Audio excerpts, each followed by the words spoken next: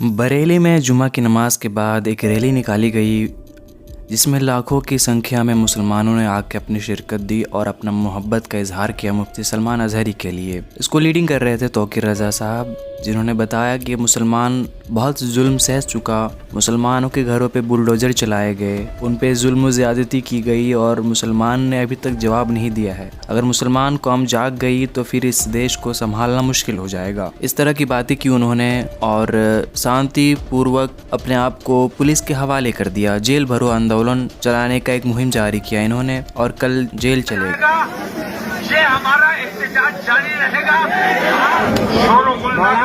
Public को मिलकर भेजिए, फालतू पब्लिक को। मैंने कहा हमारे इस वक्त ये सबूत है कि हम अवैध पसंद मुसलमान हैं, हम दंगाई और फसादी नहीं है।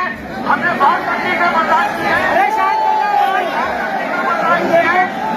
हमने मस्जिदों पे बुलडोजर चलते हुए देखे हैं, लेकिन हमने अपने अमल का दावा नहीं छोड़ा है।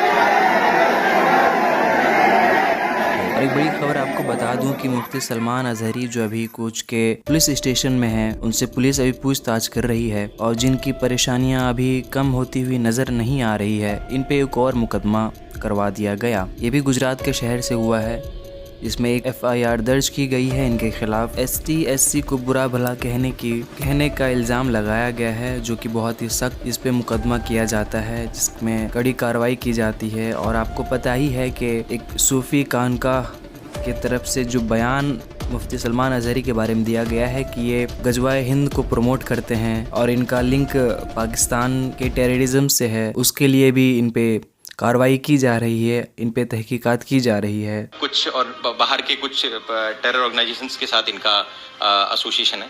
ये सूफी की आप बात कर रहे हैं,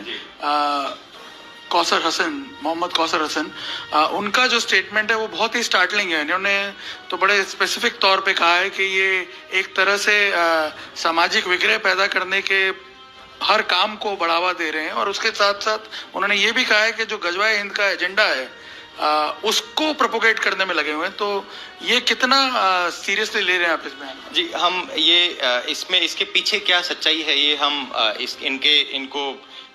इनके पीछे की जो है वो चीज़ें हम इन्वेस्टिगेट करेंगे। इस पूरे इनका जो ट्रस्ट है, इनका जो इनकी जो फाइनेंसिंग है और इनकी फाइनेंसिंग के बाद इनकी एक्टिविटीज़ है, इनके ट्रस्टीज हैं, इन सबको हम इन्वेस्टिगेट करेंगे और उसके बाद जो है आगे की कार्रवाई की जाएगी। यानी आप ये कहना चाह रहे हैं कि ये जांच सिर्फ भड़काऊ बयान तक सीमित नहीं है, इसके अलावा जो इनके ऊपर इल्ज़ाम लग रहे हैं रेडिकलाइजेशन को प्रमोट करने के या फिर टेररिस्ट एक्टिविटीज़ जो हैं उसको इनडायरेक्टली सपोर्ट करने के, वो सारे जो मामले हैं वो अब जांच के दायरे में है। ये जिस ट्रस्ट से जुड़े हुए थे और क्योंकि ये इस ऑफेंस में एक एक्यूज्ड हैं, तो इनकी बाकी सभी पुरानी एक्टिविटीज़ और इनके ट्रस्ट की एक्टिविटीज़ और इनके जो ट्रस्ट की फाइनेंसिंग है, इन सब के बारे में हम डिटेल्ड इन्वेस्टिगेशन करेंगे। यानी अभी जो सेक्शंस हैं ये इसमें और बहुत सारे जो स्ट्रिंजेंट धाराएं हैं वो भी ऐड हो सकती हैं। वो डिपेंड करता है कि जो है आगे के इन्वेस्टिगेशन में क्या क्या चीज़ें निकलती हैं और सब आगे के इन्वेस्टिगेशन की जो चीज़ें बाहर आएगी उसी पे पता लगेगा। आप लोग अभी किसी भी पॉसिबिलिटी को इग्नोर नहीं करते? ये सब हमेशा इन्वेस्टिगेशन का ये भाग ही होता है कि जो है जो इन्वेस्टिगेशन में चीज़ें सामने आती हम उनको आगे अगर सेक्शन ऐड करना होगा तो